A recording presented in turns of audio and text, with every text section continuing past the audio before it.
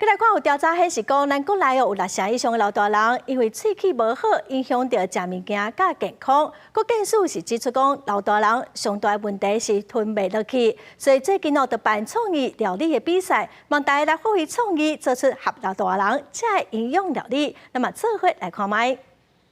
这肉丝的部分，我们也是要用适口大小。对，刚刚讲3公分嘛，对，对不对？但是我们梗的地方还是比较不好。比较硬。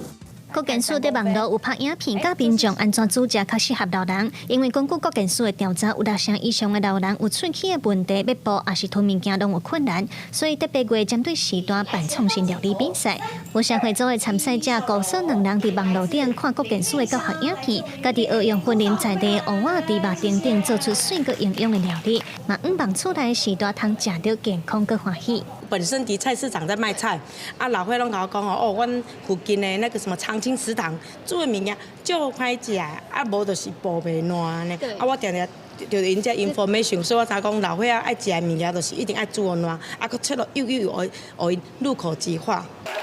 另外，也有饭店的总铺师来参加国健署的料理比赛，因表示透过国健署的辅导，嘛较了解时代需求。阮有去上课，有去，伊有来甲阮辅导，辅导了，阮就照伊遐规范甲规定，阮去做，安尼伊迄个质地的软甲程度，阮拢有配合着咱的咱的国健署来推动这，所以阮就遵照这来，互这咱长者来使用安尼。